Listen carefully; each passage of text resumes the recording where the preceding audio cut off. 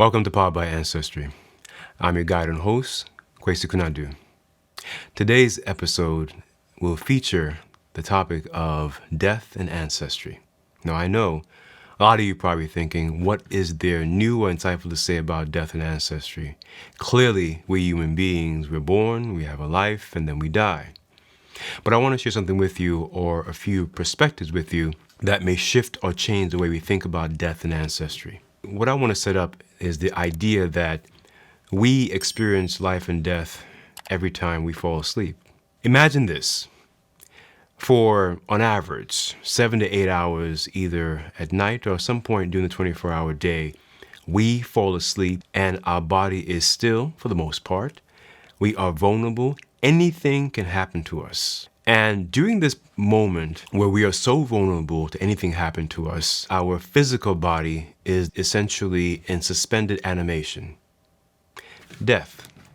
That it doesn't move, the body doesn't move. Yes, it's alive in terms of the organs functioning and the heart pumping blood and so on and so forth. That is an example of death.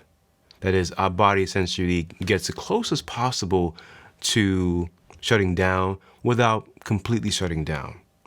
What happens to the other parts of us? Our spirit, it travels, it goes places, it meets people, it meets things of this world and the other world. And then when we awake, notice that when we awake or we are awakened by a noise or someone, we tend to jump. That reaction is our spirit coming back into our bodies and essentially syncing it back up. I want to put on the table for us to consider that all the time that we take a nap or have a regular sleep and rest period, we are essentially rehearsing life and death. And so that at some point in our lives, hopefully later, not sooner, but I'll come back to that in terms of timing, we are preparing ourselves for a transition by each time we go to sleep and get rest. So that if later on in life, rather than earlier, we have an organ failure or injury to our organs, any part of our body, whether by a weapon or by suicide or other means or mechanisms, we meet our temporal, that is our physical, quote unquote, death. We've already been practicing all our lives. You see, death is really a misnomer. And yes, you can blame the English language, which is a silly language, because it doesn't really say really what death is and is not. But death is really just simply a metaphor for being awake and being asleep or being unconscious. If all of our human lives are spent practicing, rehearsing, if you will, for this opening act, what is the opening act? Well, the opening act is really more of the real life that we live. You see, as I've explained in previous episodes of Powered by Ancestry, this human flesh, right, these organs, these bones, are simply decorative features of who we really are. Once we take off this clothing or discard this clothing, then the real us continues, right? In other words, the real us continues to live and will live in perpetuity. You see, the real us cannot die. Hence, death is really a misnomer. The real us always persists because the real us is energy. And we should be reminded from your high school class in physics that energy cannot be what? Let me hear it. Destroyed or, right? It can only be reconstituted. And so energy takes on forms and shapes, but it cannot be destroyed or eviscerated. It can only be what? Reshaped, transformed, or remade. Even life is a misnomer. Because if we are energies in perpetuity, then what is really life? Now, to be less philosophical, more practical, you see, death and ancestry is more like a performance. That all our human lives, we are rehearsing. Rehearsing for what? To go on stage. Because the real stage is actually when we transition out of this body, out of this clothing. Because in the world where we're unclothed, in the world where we are literally naked, that is without these physical features of bone and flesh, that's when we start to live life. I know you've heard the cute phraseologies, life begins at 40, and so on and so forth, but all these things are really tangential or silly phraseologies that don't really speak with any meaning or speak to how human life really operates. You see, life begins in ancestry. Life begins when we are out of this clothing. This clothing is simply the props that we use for our rehearsal for the real show. And the real show has no concept of time.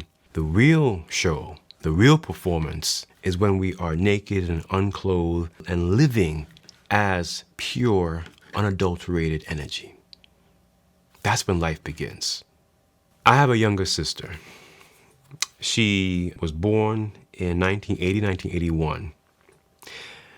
Due to a fire at our home, my sister was 11 months old, and she passed away. My sister and I, because she's no longer with us with the clothing, my sister and I had a conversation a few days ago.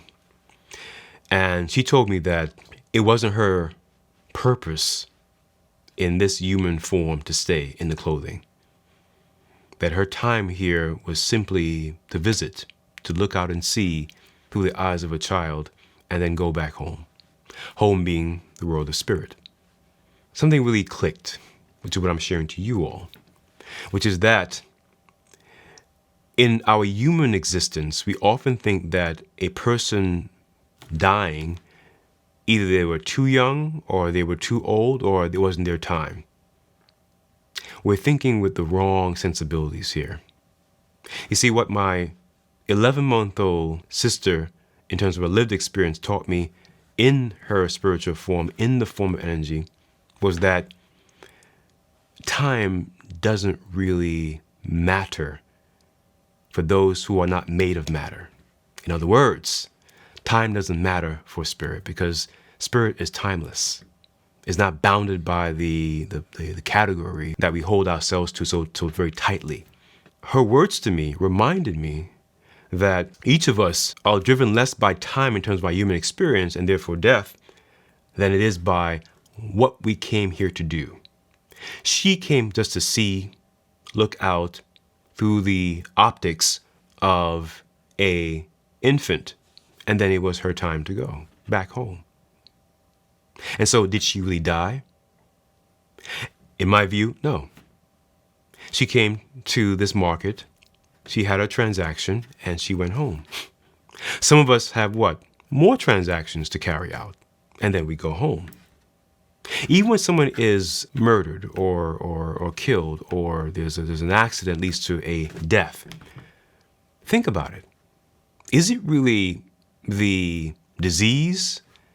Is it really the stab wound? Is it really the gunshot? Is it really something else that led to that quote-unquote death?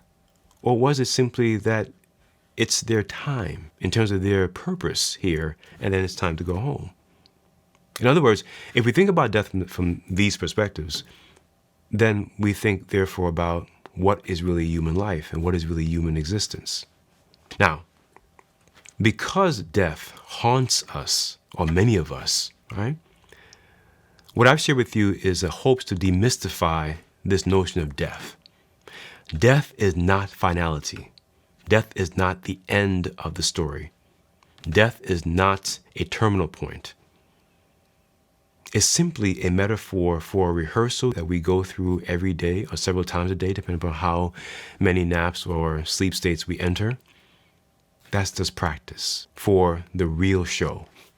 And the real show is in the world of ancestry, the world of spirit, spiritual forces, spiritual beings. So all that traveling we do when we rest in terms of our spirit is really practice for what that spirit will do once it's time for the spirit to hit the stage. For now, here are 3 takeaways.